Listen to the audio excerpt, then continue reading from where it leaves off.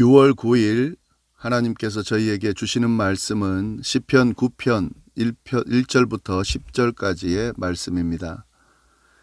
내가 전심으로 여호와께 감사하오며 주의 모든 기이한 일들을 전하리이다. 내가 주를 기뻐하고 즐거워하며 지존하신 주의 이름을 찬송하리니 내 원수들이 물러갈 때에 주 앞에서 넘어져 망함이니이다. 주께서 나의 의와 송사를 변호하셨으며 보좌에 앉으사 의롭게 심판하셨나이다. 이방 나라들을 책망하시고 악인을 멸하시며 그들의 이름을 영원히 지우셨나이다. 원수가 끊어져 영원히 멸망하였사오니 주께서 무너뜨린 성읍들을 기억할 수 없나이다. 여호와께서 영원히 앉으시며 심판을 위하여 보좌를 준비하셨도다. 공의로 세계를 심판하시며 정직으로 만민에게 판결을 내리시리로다. 여호와는 압제를 당하는 자의 요새이시요 환난 때의 요새이시로다. 여호와여, 주의 이름을 아는 자는 주를 의지하리니 이는 주를 찾는 자들을 버리지 아니하심이니이다. 아멘. 오늘은 시편 9편 말씀을 함께 보도록 하겠습니다. 시편 3편부터 7편까지는 탄원시에 분류되고요. 그리고 어제 저희가 나눈 8편은 찬양시로 분류가 됩니다. 그리고 오늘 9편 그리고 10편은 다시 탄원시인데요. 이 시편 9편과 10편은 하나의 시로 그렇게 보기도 합니다. 연결되는 부분이 많이 있기 때문에 그렇습니다. 그런데 이 9편의 경우는 탄원시로 분류됨에도 불구하고 탄원의 요소가 거의 들어가 있지 않습니다. 그래서 도리어 찬양시로 생각하기도 합니다마는 그러나 9편과 10편을 전체적으로 연결해서 보면 탄원시로 분류하는 것이 더 맞을 것 같습니다. 오늘은 9편이 20절까지 있는데요. 오늘은 10절까지만 보도록 하겠습니다.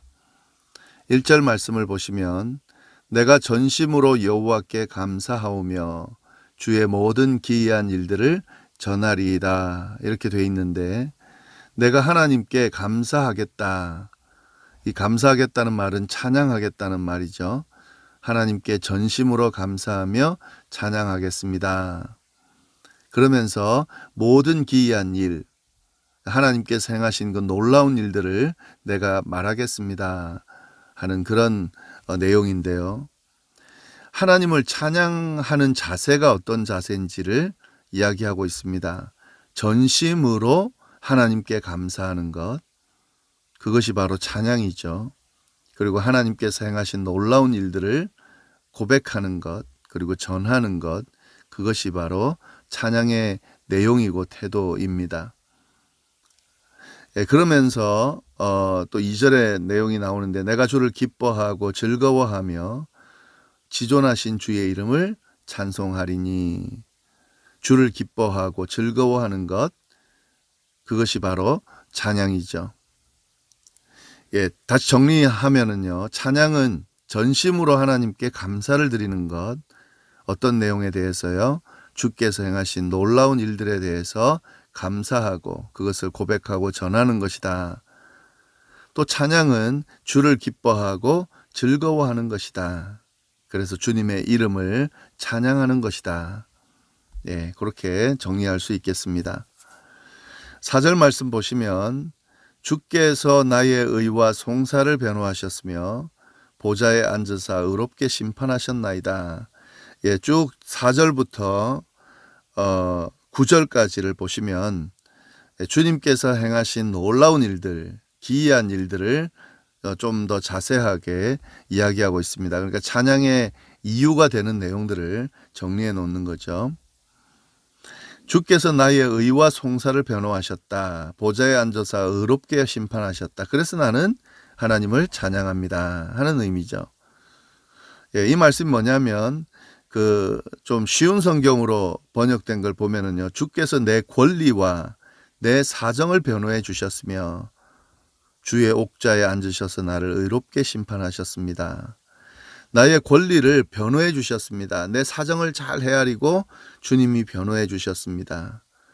그리고 옥좌의 보좌에 앉으셔서 나를 의롭게 심판해 주셨습니다. 그것이 주님께서 행해 주신 기이한 일들, 놀라운 일들이죠. 그래서 하나님을 찬양합니다 하는 거죠. 우리의 권리와 사정을 변호해 주셨다는 것, 이건 굉장한 은혜입니다. 하나님께서 권리 또 우리의 사정을 하나님이 친히 변호해 주셨다는 거죠. 그리고 나를 위해서 의롭게 심판하셨다는 거죠. 예, 찬양의 이유가 충분히 됩니다. 또 5절 말씀 보시면 이방 나라들을 책망하시고 악인을 멸하시며 그들의 이름을 영원히 지우셨나이다. 이방 민족들을 꾸짖었다는 거죠. 그리고 악인들을 멸망시키고 그들의 이름을 영원히 지워버렸다 하는 거죠. 하나님을 대적하는 자들, 그리고 하나님의 발목을 잡는 자, 하나님의 하시는 일들을 하지 못하도록 하는 악인들, 이런 사람들을 하나님이 꾸짖고 멸망시키면서 그들의 이름을 영원히 지워버렸다 하는 거죠. 6절 원수가 끊어져 영원히 멸망하였사오니 주께서 무너뜨린 성읍들을 기억할 수 없습니다. 예, 이 시편 기자가 하는 찬양의 고백 내용은 그를 대적하는, 또 하나님을 대적하는 자들을 하나님께서 멸망시키셨다. 아예 이 대적하는 자들, 원수들의 이름을 영원히 지우셨다 하는 거죠. 그래서 찬양합니다 라고 고백하고 있습니다. 이 시는 다윗의 시인데요. 다윗을 대적하는 사람들이 참 많았습니다. 그래서 그 대적하는 악인들의 그 핍박으로 인해서 그들을 피해 도망다니는 경우가 많았는데요. 결국에는 하나님이 다윗의 편을 들어주시고 다윗의 억울함을 풀어주시고 그를 대적하는 자들을 멸망시키셨습니다. 이 부분에 대해서 다윗이 찬양하고 있는 거죠. 하나님께서 하나님의 백성들을 이끌 때 이렇게 이끄십니다. 이렇게 찬양할 수밖에 없게끔 원수들을 대적하고 하나님의 백성들을 지키시는 하나님이십니다. 찬양받기에 합당하신 하나님이심을 오늘 본문이 잘 드러내고 있습니다. 7절 말씀 보시면은 여호와께서 영원히 앉으시며 심판을 위하여 보좌를 준비하셨도다. 공의로 세계를 심판하시며 정직으로 만민에게 판결을 내리시리로다. 여호와는 압제를 당하는 자의 요새시요 환난 때의 요새이시로다. 좀 더 확대시켜서 이야기하죠. 오직 여호와만이 영원히 다스립니다. 이 세상을 다스리는 분입니다. 그리고 그 여호와께서 심판하기 위해서 옥좌를 준비하셨다. 이 세상을 의롭게 심판하신다. 이 세상을 심판하실 뿐만 아니라 그 심판을 통하여 모든 민족을 다스리신다. 이런 하나님을 내가 찬양합니다 라고 고백합니다. 그러면서 이 여호와가 어떤 분인지를 더 명확하게 하시는데, 그 여호와는 억압받는 사람들의 피난처시며 환난 때 피할 요새가 되십니다. 하나님이 찬양을 받으시는 이유가 억압받는 사람들의 피난처가 되주시기 때문에요. 그리고 환난 때에 피할 요새가 되기 때문에 이 시편 기자는 여호와를 찬양한다고 고백하고 있습니다. 오늘날도 여전히 마찬가지입니다. 하나님은 찬양받으시기에 합당하신 분인데 어떤 이유에서요? 억압받는 사람들의 피난처가 되주시기 때문에요.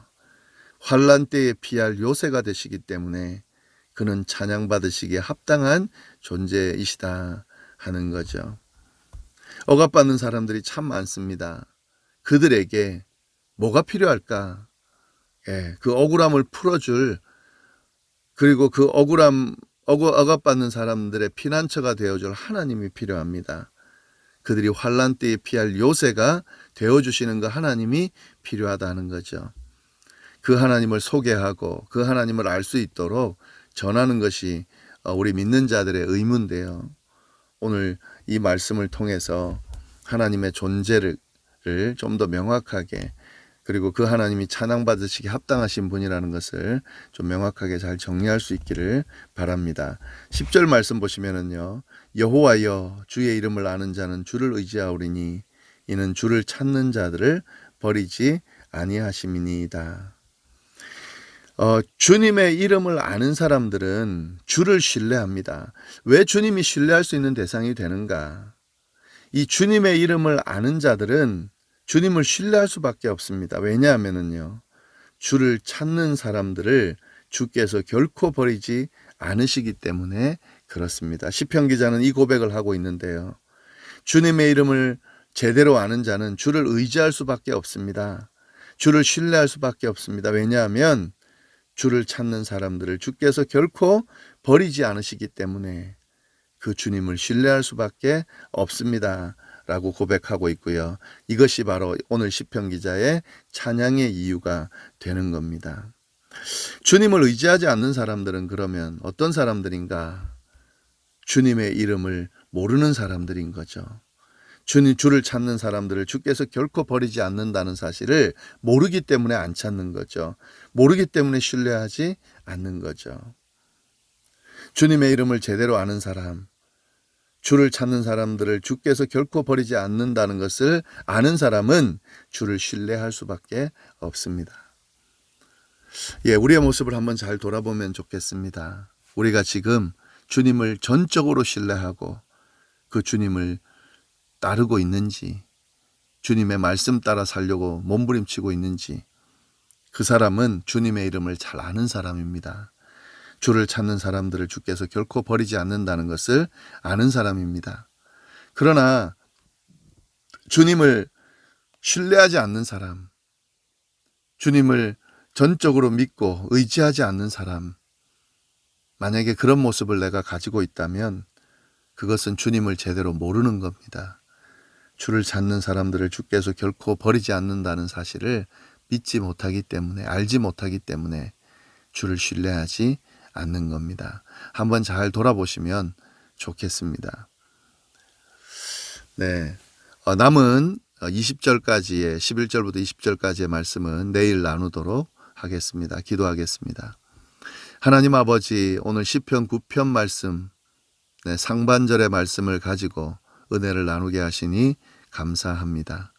찬양 받으시기에 합당하신 그 주님, 그 주님을 우리도 동일하게 찬양하며 그렇게 살아갈 수 있도록 인도하여 주옵소서. 찬양은 전심으로 하나님께 감사하는 것이라 했습니다. 주님께서 행하신 놀라운 일들을 고백하고 전하는 것이라 했습니다. 주를 기뻐하고 즐거워하는 것이라고 했습니다. 하나님, 우리가 이런 찬양을 드리며 살아갈 수 있도록 주여 역사하여 주옵소서. 우리의 억울함을 풀어주시고 변호해 주시며 우리를 의롭게 인도해 주시는 하나님, 우리를 넘어뜨리라는 원수들을 꾸짖으시고 망하게 하시는 하나님, 그 하나님을 전적으로 신뢰하면서 그렇게 살아가는 저희가 될 수 있도록 인도하여 주옵소서. 오늘 하루도 주님의 은혜 가운데 머물기를 간절히 바라고 살아계신 예수님의 이름으로 기도드립니다. 아멘.